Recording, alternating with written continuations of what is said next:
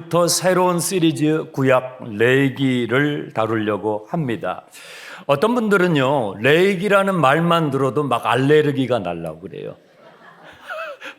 연초가 되면 성경을 한번 읽으려고 마음을 먹고 내가 올해는 한번 성경 일독을 도전해 봐야지 하면서 창세기를 읽기 시작해요.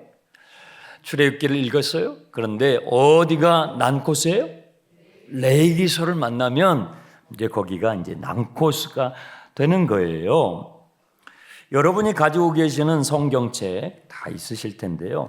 그것을 이렇게 세로로 들어보시면 손때가 묻어 있는 곳이 있고 손때가 안 묻어 있는 깨끗한 부분이 있어요. 그 깨끗한 부분이 지점이 어디냐면 어디예요? 레위기서입니다. 가장 인기가 없는 책이에요. 가장 잘 익혀지지 않는 책이지만 반드시 읽어야 되는, 왜냐하면 창세기에서부터 출애굽기로 쭉 시작한 하나님의 계시가 레위기서를 통과해야 그 다음으로 가거든요. 반드시 읽어야 되는, 우리가 성경을 읽을 때에 만나게 되는 첫 번째 난코스이지만, 우리가 지금 장충단교회 충단이가 몇 살이요? 80살이요. 이제 이런 난코스는 넘어갈 수 있어야 돼요. 그래서 우리 레위기서를 다루게 됩니다. 우리말에는요, 레위기라고 이렇게 돼 있지만 이스라엘 사람들은 레위기라고 하면 잘 이해를 못합니다. 그분들은요, 와이크라라고 합니다. 자, 잠깐 띄워주시기 바랍니다. 네, 원문은 저렇게 생겼습니다. 네, 와이크라라고 해야 유대인들은 레위기서라고 이해를 합니다. 우리말로 번역을 할 때에 레위기라고 한 것이죠. 왜 와이크라라고 하냐면 유대인들은 성경책 이름을 지을 때에 1장 1절 첫 번째 단어가 그 책의 이름이에요. 그래서 우리말은 1장 1절이 여호와께서 회막에서 모세를 부르시고 그에게 말씀하여 이르시되 라고 이렇게 번역이 되어 있는데요. 원문은 와이크라 엘 모셰 와헤다 벨 아도나이 엘라우 메호엘 모헤드 레모르 이렇게 되어 있습니다. 첫 번째 단어가 와이크라입니다. 이 와이크라라는 뜻은 그리고 그가 부르셨다라는 뜻이에요. 그리고 그가 부르셨다. 거기서 그는 여호와 하나님이십니다. 누구를 부르셨습니까? 모세를 부르셨습니다. 어디에서 부르셨습니까? 1장 1절 회막에서, 성막에서 부르셨습니다. 그러므로 레위기서는 출애굽기가 끝나는 지점에서 시작을 하는 거예요. 하나님께서 80세의 모세를 모세야 부르셨어요. 저 제국 애굽에서 종살이하고 있는 나의 백성 이스라엘을 좀 구출해내라. 주님, 제가 누구이기에 그런 일을 합니까? 제가 제 주제를 압니다. 제가 지금 80살인데 뭘 하겠습니까? 하나님께서는 아무것도 할 수 없다라고 하는 80세의 모세를 들어서 제국 애굽에서 종살이하는 이스라엘 백성들을 끄집어 홍해바다 한가운데에 마른 길을 여시고 통과하게 하시고 광야의 반석에서 물이 나게 해서 마시게 하시고 하늘에서 만나와 메추라기를 내려 그들을 먹이시고 밤에는 불기둥, 낮에는 구름기둥으로 하나님께서 모세를 처음 만나 주셨던 시내산으로 인도하셨어요. 이 출애굽기 내용이에요. 그 시내산에서 아주 중요한 일을 하나님께서 하시는데 거기서 언약을 맺으세요. 우리가 좀 쉬운 말로 약속, 그것보다 좀 더 공적인 표현이 언약이라는, 카비넌트라는 단어를 쓰는데요. 이 언약은 하나님과 이스라엘 간의, 백성들 간에 맺는 언약인 것입니다. 나는 너희들의 하나님이 될 터이니 너희는 나의 백성이 되어라. 이 언약을 잘 지키고 내 말에 순종하게 되면 너희는 모든 이 세상의 민족 가운데서 나의 보배로운 소유가 되고 제사장 나라가 되고 거룩한 백성이 되게 하겠다 원하니라고 물으세요. 그러면 여러분은 어떻게 반응하실 것 같아요? 이스라엘 백성들은요, 아멘 하고 다 아멘으로 받아들였어요. 그렇게 되기 원합니다라는 뜻이죠. 우리가 그렇게 되기 원합니다. 우리 민족이 그렇게 되길 원합니다 하고 아멘으로 화답할 때에 언약 예식을 체결해요. 출애굽기 24장에 나옵니다. 모세가 소를 희생제물로 잡아서 그 피를 절반은 양푼에 담아서 하나님 편에 제단 위에 붓고 나머지는 이스라엘의 대표자들에게 12기둥을 세우고 그들에게 붓습니다. 피의 언약식을 체결하지요. 그 언약의 증표로, 여러분 결혼을 하시면 결혼 예식 때에 신랑 신부가 그 언약 예식의 증표로 반지나 뭐 이런 걸 주고받잖아요. 저 반지를 보지 마시고 저를 보세요. 네. 이 언약의 증표잖아요. 하나님께서 언약의 증표를 주시는데 돌판에다가 새겨주셔요. 그게 뭐예요? 십계명이에요. 우리는 십계명 이렇게 자주 표현하지만 더 성경적인 표현은 언약의 돌판이에요. 너희와 내가 맺은 언약을 기록한 언약의 증표로서 주는 돌판이다라는 뜻이죠. 이것이 너무나 소중해서 그것을 궤에다가 담아요. 상자에 담습니다. 그 상자를 언약의 돌판을 담은 상자다고 해서 언약궤라고 하는 것입니다. 그 언약궤를 광야에서 40년 행진을 할 때에 그 소중한 언약궤를 담아서 이동하기 위해서 텐트를 만드는데 거기에 하나님의 임재가 임하기 때문에 거룩할 성자를 붙여서 거룩한 텐트, 성막을 짓게 하시는 거예요. 자, 사진을 보여주세요. 네, 저렇게 완성된 성막 위에 하나님의 영광이 쉐키나라고 그러죠. 하나님의 영광의 구름 위에서 충만하게 떴고 그리고 그 성막 안에 하나님의 영광이 충만해서 모세가 이 성막 안에 접근할 수 없을 만큼 주의 영광이 강력했다. 이것이 출애굽기 마지막 장 40장이에요. 우리가 지난번에 출애굽기를 다 했기 때문에 간단하게 제가 요약을 해드렸습니다. 이제 하나님께서는 모세를 시내산 위로 올라오라고 하실 필요가 없어요. 왜요? 하나님께서 시내산 위에서 우리에게 내려오셨기 때문에. 이게 구약의 인카네이션 사건이에요. 성육신의 사건이죠. 하나님께서 이스라엘 진영 가운데 직접 내려오셨기 때문에 모세는 더 이상 시내산 위로 올라갈 필요가 없게 됐어요. 그런데 이것은요, 아주 위험천만한 사건이에요. 하나님과 이스라엘 백성들이 함께 동거한다는 이것은요, 정말 위험천만한 것이에요. 제가 지금 틈틈이 여러분의 가정을 대신방하고 있습니다. 그런데 제가 여러분 가정에 이렇게 신방을 가면요, 너무 깨끗한 거예요. 너무 깨끗해요. 아, 평소에도 이렇게 깨끗하게 사세요?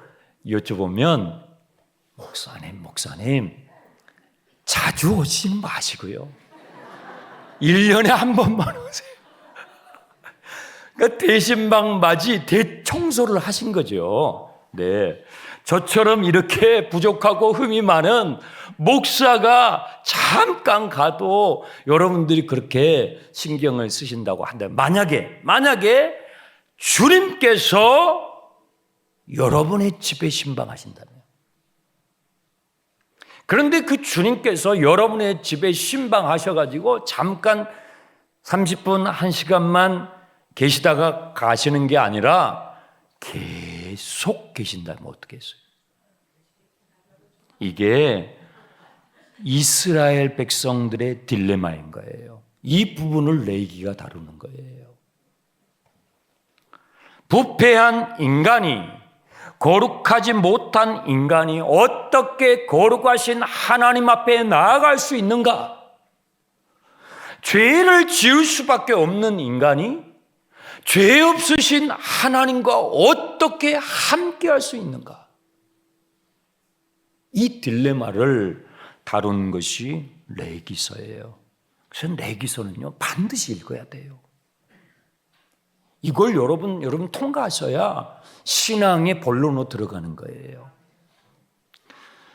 우리가 그렇잖아요. 우리의 딜레마가 뭐냐면 실컷 찬양하고, 아까 얼마나 찬양을 잘 올려드렸습니까? 고맙습니다. 실컷 찬양하고 기도하고 은혜를 받고 예배를 마치고 주차장에 갔는데 욕이 나오는 거예요. 누가 내 차를 긁었어요. 이게 우리 딜레마예요. 거룩하신 하나님을 예배하는데 거룩하지 못한 나, 그 신앙의 현주소, 그 딜레마를 다룬 것이 바로 이 레위기서라고요. 죄를 어떻게 처리해야 되는가? 어떻게 거룩을 유지해야 하는가? 눈에 보이는 성소보다도 눈에 보이지 않는 내 마음의 성소를 어떻게 유지할 수 있는가? 이것이 레위기서예요. 요즘 장안에 히트하는 많이 보시는 드라마 가운데 라이딩 인생이라고 있다면서요? 있어요? 네, 보시는 분이 역시 계십니다. 제 아내가 요즘 관심 있게 보더라고요. 제가 집에 들어가면 여보 이거 재밌어요 이렇게 하는데, 아직 저는 보지는 못했지만 아이들을 양육하는 엄마들의 그 현실을 보여주는 드라마라고 합니다. 인류 유치원을 입학시키려고 그렇게 엄마들이 애를 쓰는 거예요. 여러분, 인류 유치원을 보내면 죄의 문제 해결할 수 있어요? 인간의 본성의 문제를 해결할 수 있냐고요? 인류 초등학교, 중고등학교, 대학교를 입학시키면 그 아이의 그 인생의 그 인간의 본성의 문제를 극복할 수 있냐고요? 인류 기업에 들어가서 돈을 많이 벌고 그리고 명예를 얻고 권력을 얻으면 자기 인생의 그 죄의 문제를 해결할 수가 있냐고요. 최고급 비누를 가지고 샤워를 하고 샴푸를 쓰고 목욕을 해도 여러분의 죄를 씻어낼 수 있냐고요? 있냐고요? 없어요. 인간의 방법으로 안 돼요. 사람의 방법으로 안 되는 거예요. 그러면요, 하나님의 방법으로 되는 것입니다. 그게 성경 레위기서예요. 사람의 방법으로 안 돼요. 하나님의 방법. 그러면 그 하나님의 방법이 뭐냐? 2절을 보세요. 이스라엘 자손에게 말하여 이르라. 너희 중에 누구든지예요. 누구든지 여호와 하나님께 예물을 드리려거든. 여기서 이 예물이 희생 제사입니다. 희생 제사를 드려야 할 필요가 생기거든. 네. 여러분, 죄는 어떻게 처리가 되냐면요, 그 죄의 값을 치러야 죄는 해결돼요. 내가 저지른 그 죄의 값을 치러야 그 죄는 해결이 되는데, 여러분이 재판을 받고 판사가 판결을 해가지고 징역을 살고 나왔어요. 그러면 여러분이 인생의 모든 죄를 해결할 수 있을까요? 못해요. 그거 안 돼요. 그래서 하나님께서 하나님의 방법으로 우리의 죄를 해결할 수 있는 방법을 성경이 제시해 주셨는데, 그게 뭐냐면 희생제사예요. 내가 그 죄값을 치러야 되는데, 죄값은 죽음이거든요. 내가 그 죄값을 치를 수가 없으니까 내 대신 누군가가 희생 제물이 되어서 그것을 치러주는 것입니다. 누구든지. 목사님, 저는 종갓집에 시집을 왔어요. 그래서 얼마나 제사가 많은지. 그냥 매달 제사를 하느라고 내가 아주 그냥 뼈골이 녹았는데 내가 또 제사 이야기를 들어야 합니까? 라고 내기서를 싫어하는 분들이 계시더라고요. 그런데요, 여러분, 그 제사하고요, 이 제사하고는 완전히 격이 다른 거예요. 그 제사는요, 죽은 자들 위한 제사고요, 이 제사는요, 산 자를 위한 제사예요. 살아있는 여러분을 위한 제사란 말이에요. 아멘 합시다. 그러면 성경이 말씀하는 이 희생 제사는 어떻게 드리는 것인가? 3절. 그 예물이 소의 번제이면 소를 가지고 희생 제사를 드린다면 그런 거죠. 흠없는 수컷으로 회막문에서 여호와 앞에 기쁘시게 받으시도록 드릴지니라. 하나님께서 기쁘시게 받으실 만한 희생 제사는 어떻게 드려야 하는가? 여기서 제가 퀴즈를 냅니다. 맞춰보세요. 성경이 증언하는 희생 제사는 내가 직접 드리는 것이다, 제사장이 내 대신 드리는 것이다.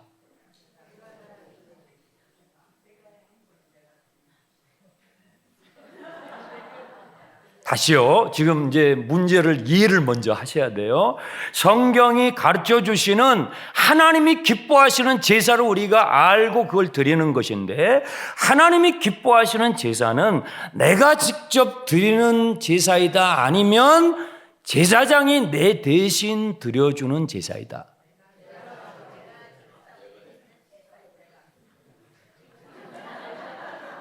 이게 반반이에요. 지금 막상막하예요. 네, 그러면 확인을 해야 되겠죠. 자, 3절 보겠습니다. 그 예물이 소의 번제이면 흠없는 수컷으로 여호와 앞에 드려야 돼요. 이 제물은요, 내가 직접 골라요. 내가 어떤 제물을 하나님 앞에 드릴 것이냐 하는 그 제물을 고르는 것 내가 직접 해요. 4절.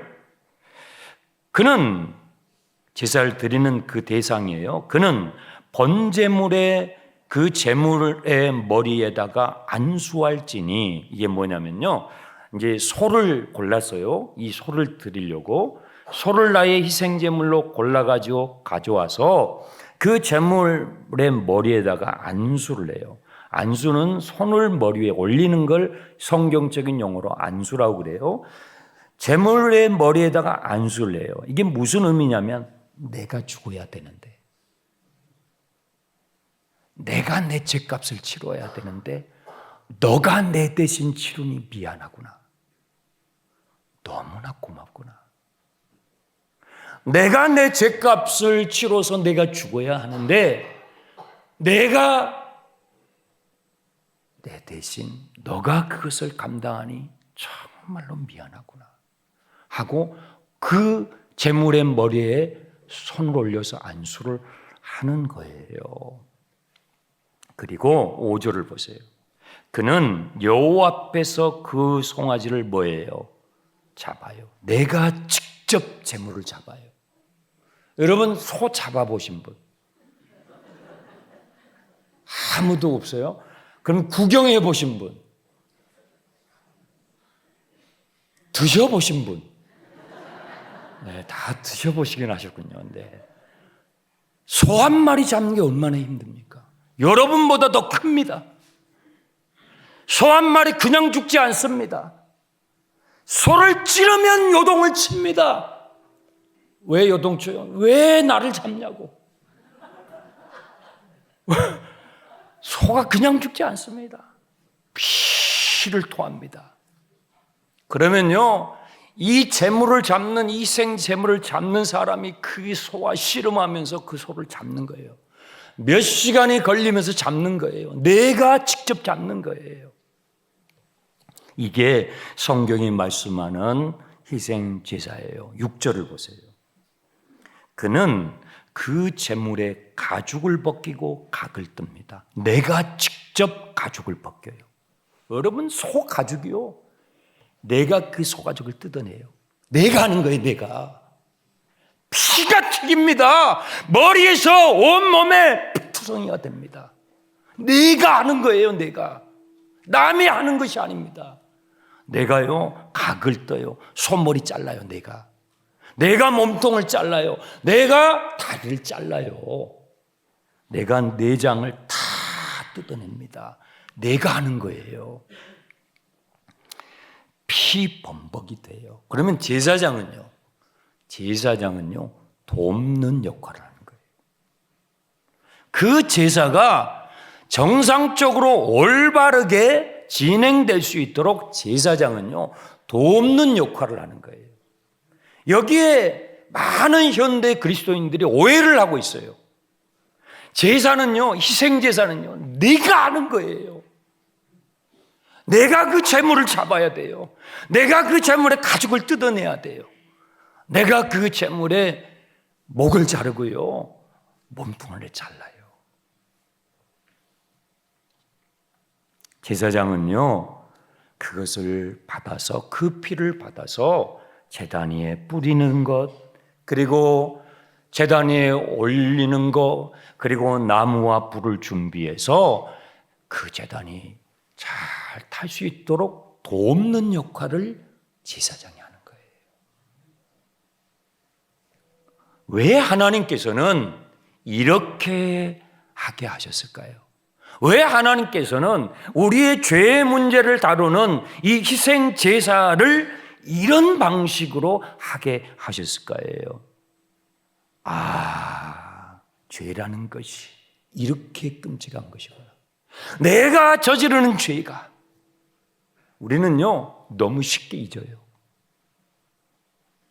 우리는 죄를 저질러 놓고 너무 쉽게 잊어요. 그리고 또 해요. 또 저지르는 거예요. 그래서 하나님께서 너희가 저지르는 그 죄로 인해서 인생이 망가지고 수많은 사람들이 고통을 하는데 그 죄가 얼마나 끔찍한 것인지를 직접 보라는 거예요. 보라는 거예요.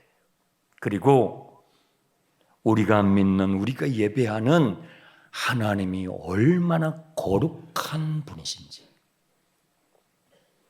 거룩한 하나님이신 것을 알게 하시기 위해서 우리의 눈에 보이는 건물 성소보다도 우리의 보이지 않는 내 마음의 성소가 더 깨끗하게 주님 앞에 드려져야 하는 것이 중요하다는 것을 알게 하기 위해서 희생 제사를 이렇게 드리라고 하신 것입니다.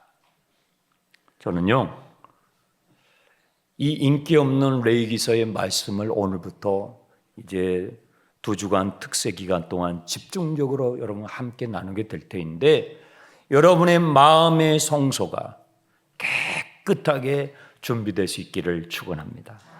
여러분 좌우에 계신 분에게 이렇게 좀 격려해 보세요. 마음의 성소를 지으세요. 한 번 더요. 내일 새벽에 또 만나요. 몇 시요? 5시 45분.